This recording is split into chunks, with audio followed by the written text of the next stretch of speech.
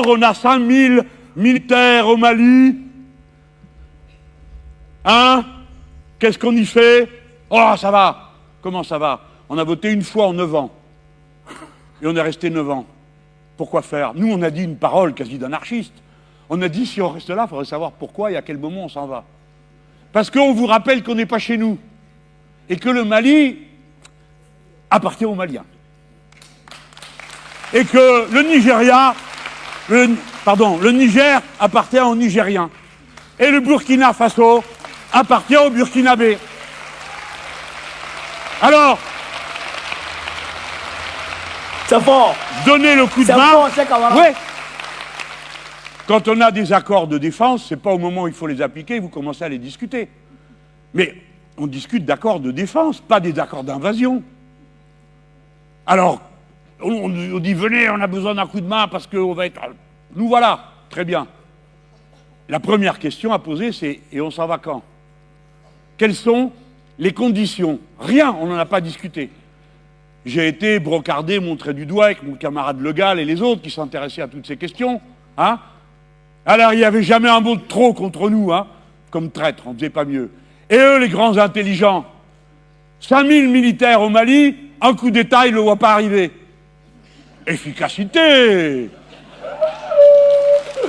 Je l'ai dit à Castex, il me dit, ah, tu le savais? Mais non, je dis non, il n'y a pas besoin de le savoir, il suffit de regarder. Tout le monde est dans la rue et dit du mal des Français. Ça va mal tourner. Ah, qu'est-ce qu'on s'est fait engueuler, il m'a dit Castex. Ça coûte un bras et on se fait avoir. Castex. Passons, allez, ça arrive, en plus tu le vois pas. Mais 2. Dans le même pays. Allez, bon. 2 aussi, ça arrive. Mais 3. 3 putsch, et t'es au courant de rien? Mais qu'est-ce que vous faites là-bas? Qu'est-ce que vous faites? On a perdu 54 personnes. Des milliers de pauvres gens sont morts sans qu'on sache combien il y en a, chaque fois qu'on se battait. Mais on a perdu 54 militaires. C'est pas une blague. On a le droit d'exiger des comptes. Si vous voulez être obéi, alors il faut être respecté. Et pour être respecté, il faut être respectable. C'est-à-dire qu'il faut être parcimonieux de la vie des autres. On ne l'engage pas comme ça. Le reste, je vous le passe. Le Burkina, même motif, même peine. Ils avaient un président élu dans des conditions correctes, vous savez. Un type intéressant, bon, il n'est pas de notre bord, mais c'est lui qui est élu. On le respecte, non? Pas leur dire en plus qu'ils doivent élire. Alors, vous vous rappelez pas comment il en a parlé? Il a dit, ah, il est parti réparer la clim. Comment vous parlez comme ça, un chef d'État? Et après, vous voulez que les gens disent, ah, qu'est-ce qu'on aime les Français? Il se dit, si c'est celui-là qui représente les Français, voilà comment il nous parle. 400 commandos français là-bas. Je vous apprends quelque chose. Et il y a des députés qui apprennent un chiffre. Pas vrai, Arnaud? 400. Rebelote en putsch, ils n'ont rien vu.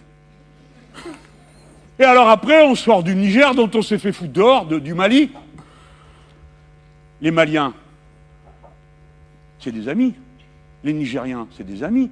Les Burkinabés, c'est des amis. Eux aussi, ils affrontent le changement climatique. Eux aussi, on a besoin, nous, d'eux, pour qu'ils nous apprennent des trucs, parce que ça fait un moment qu'ils savent faire de l'agriculture avec peu d'eau. Nous, on ne sait pas.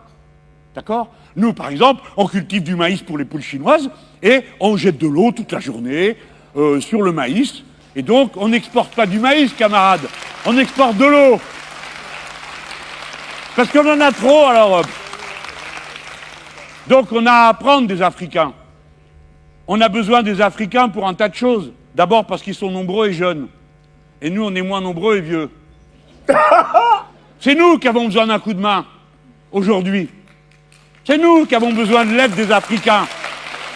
Donc il est peut-être temps d'arrêter de les mépriser. Peut-être qu'il est temps de commencer à être poli. Bref. Nous voilà partis du Mali d'où on se fait foutre dehors.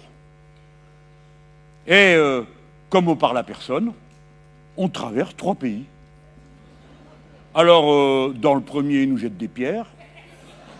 Dans le deuxième aussi. Et dans le troisième, ils commencent à nous secouer. Justement, c'était au Niger. On a tiré. On n'a pas trop parlé. Puis qui c'est qui va écouter ce que racontent les insoumis qui disent qu'il faudrait peut-être qu'on s'interroge sur ce qu'on est en train de faire. Et voilà le résultat. Ils ont dit, puisque personne n'en parle, il ne se passera rien. Ben si, voilà. Vous avez le résultat. Il y a eu un putsch et ils nous ont foutus dehors. Voilà.